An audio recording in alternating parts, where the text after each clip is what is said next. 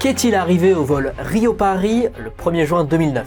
On vous raconte. L'inquiétude est immense à Roissy. Un Airbus d'Air France avec à son bord au moins 228 personnes, dont 216 passagers, a disparu des écrans radars ce matin. Parti de Rio de Janeiro dans la nuit du 1er juin 2009, l'avion Air France 447 n'arrivera jamais à destination. Il s'est abîmé dans l'océan Atlantique. Très vite, les autorités françaises et brésiliennes mobilisent des moyens importants pour localiser les débris de l'appareil, alors que la zone de recherche s'étend sur un territoire grand comme 5 fois la France. Côté français, on a mobilisé 2 patrouilleurs maritimes atlantiques et un Falcon parti de Dakar, mais aussi 2 bâtiments de la Marine nationale, le Foudre et le Ventose venus du golfe de Guinée. Côté brésilien, 6 avions, 2 hélicoptères et plusieurs navires. Les Américains, quant à eux, fournissant une aide avec des données satellites et l'envoi d'un avion d'observation. À ce moment-là, les enquêteurs distinguent 3 possibilités. Un attentat, un foudroiement de l'avion et une défaillance technique à bord. Les 2 premières hypothèses sont rapidement abandonnées. Il faudra près de 2 ans de recherche et l'emploi de robots sous-marins pour retrouver une première boîte noire, le 1er mai 2011, à plus de 3900 mètres de profondeur. Dans cette nacelle, l'enregistreur de données de l'Airbus Rio-Paris.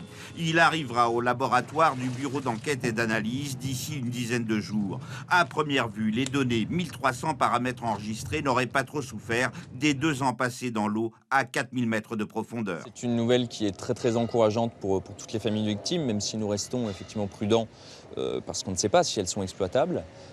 Mais c'est aussi le fruit d'un long travail de la part de l'association, d'une pression qui a été mise effectivement sur les autorités. La seconde, contenant l'enregistrement des voix des pilotes, est retrouvée le lendemain. Ces 2 éléments permettent d'expliquer les raisons du crash. Après 3h30 de vol, l'avion traverse un nuage de grêle. Les sons de pitot donnant la vitesse givrent. Le pilote automatique se débranche, les alarmes de décrochage retentissent. C'est le second copilote, le moins chevronné, qui prend la main. Il pousse les moteurs à fond et de façon inexplicable aggrave la situation en cabrant l'avion au lieu d'entamer un piqué. Le commandant et les 2 copilotes avouent ne rien comprendre. Toutes les données sont fausses. Ils tentent un piqué, puis cabrent à nouveau. Ils n'avaient pas été entraînés à gérer un décrochage en haute altitude. Dans le cockpit, les voix restent calmes et professionnelles jusqu'au bout, dit l'enquête. Hôtesse et steward ne font pas d'annonce, les passagers ne ressentent sans doute pas autre chose que des turbulences ordinaires. Après 4 minutes de descente, l'appareil frappe l'océan à une vitesse verticale de 200 km/h. Airbus et Air France sont directement mis en cause à la suite des révélations des enquêteurs. Pourquoi l'intégralité des sondes mesurant la vitesse et l'altitude ont gelé? Et pourquoi les pilotes n'ont pas compris que l'avion était en décrochage, c'est-à-dire en chute libre? On s'est aperçu, malheureusement, que cet avion, il décrochait. Et la procédure, elle existait, la procédure de sortie du décrochage, mais j'allais dire, elle était un petit peu cachée au fond d'une documentation, elle n'était pas à connaître par cœur. Ce qui a changé immédiatement après l'accident, c'est que cette procédure a été montée au niveau le plus important des procédures de vol, qui sont les manœuvres d'urgence. Qui sont les responsables? Comment expliquer les défaillances techniques? Y a-t-il eu des erreurs humaines?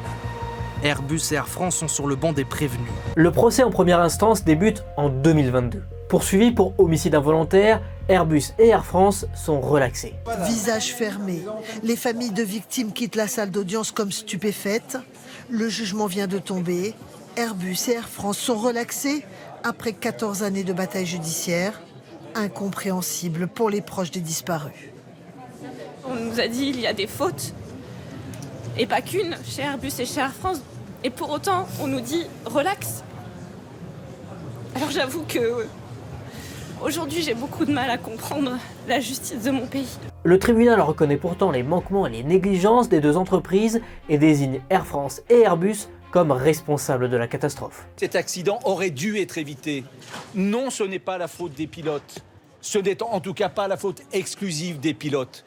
Oui, il y a une responsabilité, et c'est ça que je veux qu'on retienne. Ce crash fait 228 victimes, dont 72 Français. Il s'agit de la pire catastrophe aérienne de l'histoire d'Air France.